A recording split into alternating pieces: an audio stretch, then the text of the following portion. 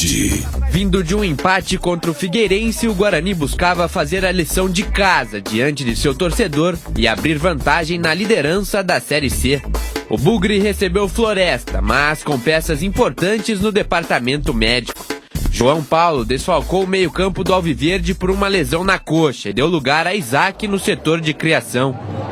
No primeiro tempo, o Guarani foi superior. Após a cobrança de escanteio, a bola sobrou para Maranhão, que parou no goleiro. Com a entrada da área congestionada, William Farias arriscou de fora, mas sem muito perigo.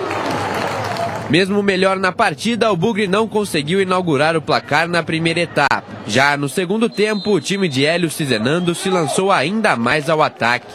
Maranhão ajeitou para Isaac na entrada da área e Demison fez grande defesa. Além da dificuldade em entrar na defesa do Floresta, o Bugre contava com erros da arbitragem. Em relação à arbitragem, a Série C, vocês acompanham aí, vocês falaram que teve qual o jogo que teve uma arbitragem assim, bem acima da média aí, é difícil, cara, é difícil porque a gente, com todo respeito às arbitragens de outros estados, aí hoje a gente pega uma arbitragem de Pernambuco, acho. Eu achei, muito mal, assim, como várias outras aí que a gente pega, mas não tem o que fazer, né, cara? O Floresta aproveitava a posse de bola no ataque para ganhar tempo e Kaique França, que pouco atuou na primeira etapa, foi acionado. Já nos acréscimos, o capitão do Bugre apareceu mais uma vez. Após o contra-ataque do time de Fortaleza, Kaique França fez grande defesa. E o último ataque do jogo foi do Bugre. Após o cruzamento na área, Herbert sozinho pegou mal na bola e mandou por cima do gol. Fim de jogo no Brinco de Ouro, tudo igual no placar. Essa pro Herbert no final ali, que eu vejo que era uma bola para ir com a cabeça, foi com o pé. Mas nós sabemos, é muito difícil enfrentar um adversário. Quando se fecha tão bem, você tem que estar bem inspirado, né? Para conseguir furar esse bloqueio deles, e hoje, infelizmente, nós não conseguimos. Mesmo comandando a partida, o Guarani não conseguiu tirar o 0 do placar. Com o resultado, o Guarani chega a 3 jogos sem vencer. Com 23 pontos conquistados, o time de Hélio Cizenando agora volta as atenções para o duelo contra o Paysandu fora de casa. Ficamos indignados com o resultado, né? Porque você correu atrás o tempo inteiro, mostramos o que o Floresta fazia, né? E eles estão indignados também, porque a gente, você quer em casa, você precisa pontuar, né? Para valer aquele ponto que tivemos contra o Figueirense, hoje teria que pontuar, para o quanto mais rápido a gente está entre os 8 ali, melhor. É continuar trabalhando, não tem jeito, corrigindo, ver as opções que nós temos para fazer um melhor jogo lá contra o Paysandu. Sabemos que é um jogo difícil, na Curuzu ainda, né? O gramado lá não tá um dos melhores também, mas vamos lá com força, com respeito, entender bem o adversário, tem um grande treinador lá pra gente fazer um baita jogo lá. Bom, o Guarani reclamou de um pênalti. Vamos dar uma olhada nesse lance com mais vagar, se a reclamação ela procede. Cachoeira que está na bola, braço aberto, não está colado no corpo do zagueiro. Olha aí, ó. A bola bate claramente no braço. Pênalti. Não tem VAR nessa primeira fase da Série C e o árbitro não estava conseguindo ver absolutamente nada. Inverteu faltas, fez um péssimo trabalho, um negócio horroroso. E o Guarani foi prejudicado, na minha opinião, mas quero ouvir os meus companheiros. Começo com você, Breno Beretta, o que achou do lance? Para mim foram 2 pênaltis claros, Batista. Até falei na transmissão da Rádio Bandeirantes, eu estava ali encostado na placa. Esse foi o segundo, que o jogador do Floresta abriu o braço, e o outro foi um em cima do Donato. O jogador da equipe do Floresta segurou com as 2 mãos o Donato dentro da área, então a arbitragem do Paulo Belense Alves, de Pernambuco, desastrosa, prejudicou muito o Guarani. É claro que não dá para tirar os méritos do Floresta, mas foram 2 pênaltis claros que ele não deu. Péssimo árbitro, não deveria ser árbitro profissional. E para você, CH, o que achou desse lance? Batista, eu na hora não me chamou a atenção porque eu vi apenas uma vez. Você já reprisou umas 3 vezes aí, para mim pênalti. E para você, Tigrão? Tivesse VAR, bola na cal. Agora, lance difícil para arbitragem. Olha quanto jogador na frente, tem um bolo ali. Mas para mim, pênalti. Com recurso eletrônico, seguramente teria sido marcado o pênalti. E o juiz errou, mas não dá para dizer que ele intencionalmente ou que é questão de ser muito fraco. É um lance difícil. Tecnicamente, o juiz não tem condições. Eu não estou dizendo isso, não. Eu acho que é um lance muito difícil, porque a gente tem tudo isso aí que vocês estão vendo, ó. Né? Reprisa, vai, volta, congela, aumenta, põe lente. Agora o juiz é ali, ó, no pau da goiaba. Só que se tem o VAR, o cara chama, ó, vai dar uma olhadinha. Para nós aqui pareceu bater no braço. Ele ia lá e dava o pênalti. Né? Então aqui com todo esse recurso e o braço aberto, e a bola bate no braço e não está colado no corpo, portanto, a bola tem a sua trajetória desviada numa jogada aguda de cruzamento que poderia redundar em gol. Para mim, pênalti, claro, inclusive esse lance aí. E o lance que o Breno Beretta disse, né? O Rafael foi seguro pelo zagueiro. Por trás, ele não só foi seguro, mas os dois caíram. Ele estava agarrado por trás. O zagueiro do Floresta. Você achou que foi pênalti? Esse o juiz estava bem colocado, não tinha tanta gente na frente e o Donatão foi seguro, sim. Ele foi seguro e o cara caiu por cima dele, abarroamento, né?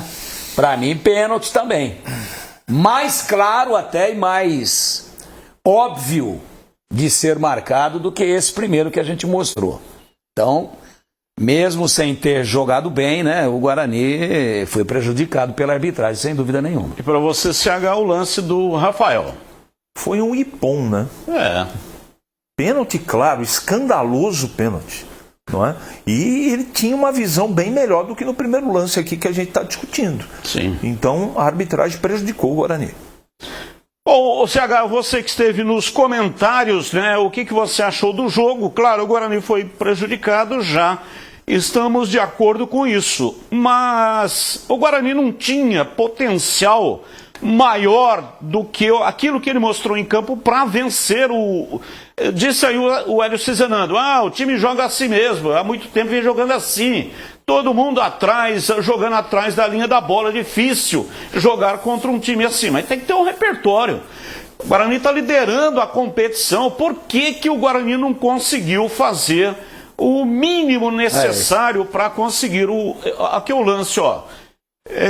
O lance... Não, esse é o último lance, a última bola do jogo, onde o Herbert perde um gol que não se perde. Olha aí, ó. Em condições normais, um cara que tem facilidade para fazer gol, pelo menos tem demonstrado isso, né, CH? Não pode pegar embaixo da bola, igual ele pegou aí e perdeu o gol da vitória na última bola do jogo. E aí, CH?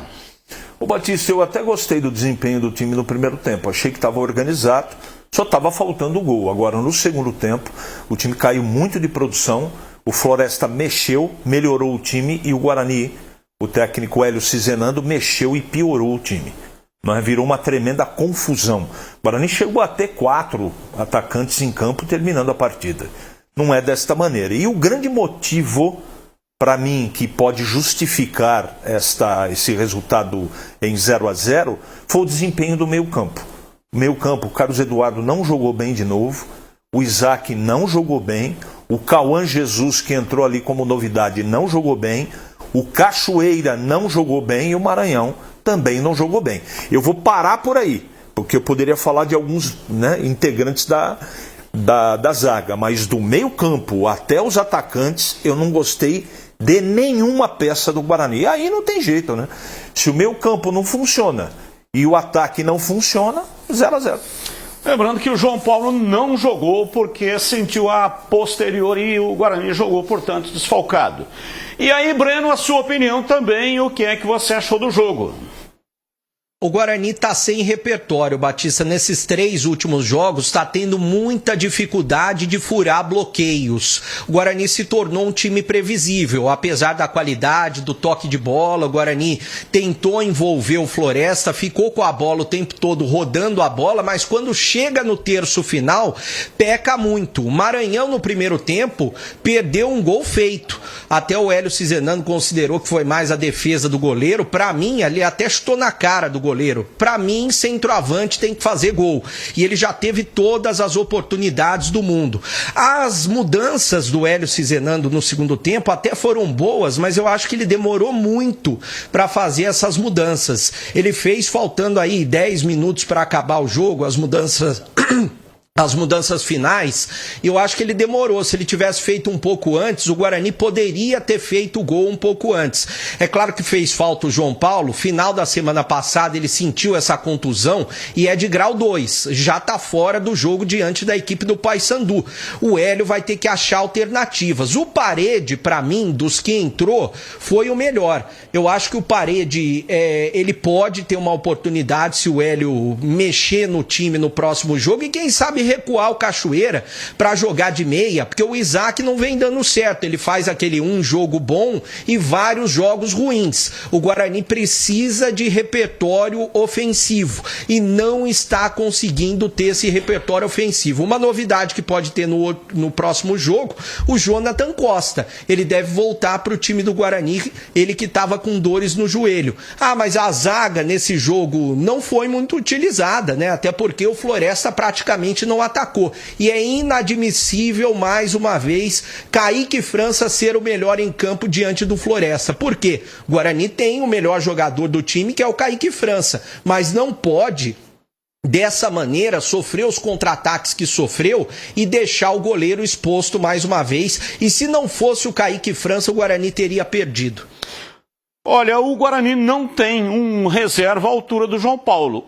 Ou melhor, até tem, que seria o Diego Torres. Só que o cara não joga. Inclusive está querendo aí sair, né? O Guarani está tentando arrumar um Não joga mais, Batista. Não joga mais, né? Ele vai ser negociado. Então não tem um reserva à altura. O Guarani vai ter dificuldade aí para poder encaixar um jogador nesta vaga para a sequência da competição. E o detalhe é que o João Paulo, que chegou com o time praticamente montado, né? Ele veio lá do São Bernardo. Todos nós acreditamos que seja em função dessa parceria, da futura SAF, né? Do Roberto Graziano. Não tem aí nenhuma novidade, a gente noticiou isso. Mas é um cara que se encaixou como uma luva no time. Ele é o cara da transição. Mesmo às vezes não fazendo uma partida exuberante, o João Paulo é o cara que carimba a bola, né? Aí passa por ele serve um lado, ele municia o outro, ele entra, ele infiltra. Então a cadência do time do Guarani, se mais alta, se com mais intensidade com a bola nos pés ou menor, ela gravita em torno do João Paulo e o time não se adaptou. Apesar de um primeiro tempo até intenso, e empurrou, mas era um jogo planejado do Floresta. Qual era o jogo do Floresta? Jogar atrás. Trazer o Guarani, deixar a bola com o Guarani e se fechar. E aí que você precisa de qualidade. Toca para lá, toca para cá, né? Você viu a Noruega ontem? Não é que estava atacando o Brasil, mas ela ficava com a bola com qualidade. Voltando ao jogo do Guarani, foi isso que faltou. O Guarani ia... não fazia e se expunha ao contra-ataque.